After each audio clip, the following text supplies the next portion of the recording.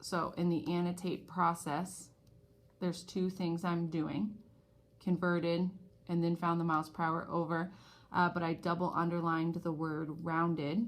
So the next skill that I need to do is I need to round to any place value. I need to be able to do that as a kid.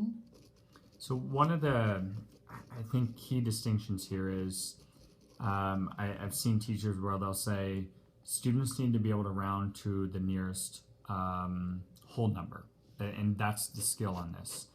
My push on this is like, that would be training kids to answer this type of question. The skill that they need to be able to answer this type of question or any other type of question related to it is any place value. We don't want to train kids to do the like whole place value and then a question asks the tenths, place like value. This one could, this one could easily be different. So think, this process is both thinking specific to this problem, but also like, okay, what are the knowledge and skills that go beyond this, exact problem that my kids need to know? So I'm rounding to the nearest mile. So I'm going to underline the place value. So I need to round here. So I'm looking towards the 1. I'm thinking, does the 1 bump with the 3? No. So I'm going to stay at 3 miles per hour. I think the next part of the process is taking the answer we have, going through their answer options and really analyzing each one and knowing why is one of the answers not correct. Yeah, so that, just to name that more explicitly, a process that we always want our kids going through is they should be able to look at every answer choice and actually look at every answer choice and not just stop and be able to say, why is that answer choice incorrect? Again, that applies to any subject, not just math. Okay, so I'm taking I think that I'm going 3 miles per hour over, so is the car driving the speed limit? No, because there's a difference here. Okay, so I have 3 miles an hour over the speed limit or 4 miles an hour over the speed limit. Those are pretty close answer choices, so I'm going to stop and think, why would someone have picked 4? Well, they would have picked 4 if the rounding was an error. So this question specifically said to round, so I know that 4 is not right because it was incorrectly rounded.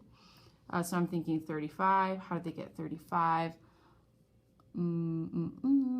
So super quick, I noticed 100 feet per second, 65 miles per hour.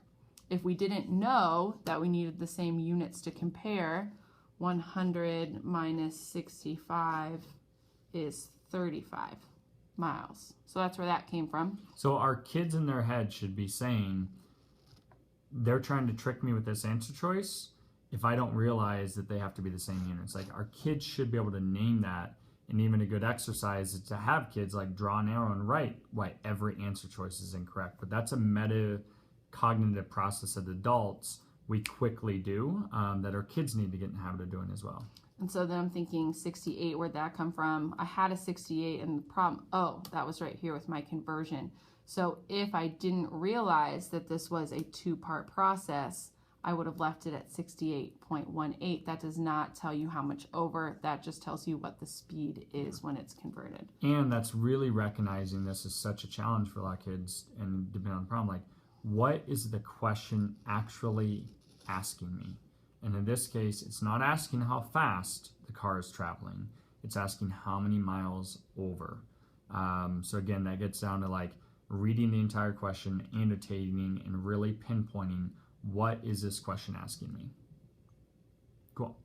So, Kristen, do you have any last thoughts on this that you've used kind of as a teacher, and thinking back to how we kind of started the year? And yeah, so I think kind of some big takeaways is I really like to put a plug in for the process. I think that this whole process is crucial, and to really understand how the interims are linked and then how they link back to curriculum. I think by doing this, there's a lot of key moments in class where you could take a problem with a unit conversion and then you can easily have kids round to a different place value. So there are lots of micro moments in class where you can practice other skills from one problem. Yeah. So I think I've really and what we're going to go over in a different video is okay, once you've done this with every single interim problem, even your unit test problems, like again, this is not specific to just interims. This same process should be used with your unit tests, with, if you're taking PARCC or any other state tests. Like, this is a process that can be applied to really any type of assessment. The other thing that I want to mention quick is we do not spend 15 minutes per problem. This is something we just really wanted to dig deep. This is actually a really tough problem for kids, so there was a lot to it. But one of the things that you'll realize when you do this for several problems is like, oh, kids need to annotate for everything. Kids need to identify why each answer choice is incorrect. Those are all processes that really apply to every single problem. One quick thing, like anytime you have a table, an additional process may be, I'm just making this up quick, maybe like as you read, you identify the parts in the table. So like if I'm doing this, I may say the table below shows the distance in inches covered. I actually pause as a reader and I look at that to try to find that. So that would be an additional like unique process to this type of problem. But you don't have to like rewrite the same processes for everything. And again, you can typically identify these knowledge and skills pretty quickly. So don't let this be, I think at the beginning of the year for PD, we spent about 45 minutes doing this with just a few problems together, gave feedback, and then teachers went for homework and finished the rest of the interim. Once you get really good at this, depending on your interim, what content knowledge, how long it is, but a couple hours and you can really have this broken down easily, any type of interim. So, okay, anything else, Kristen?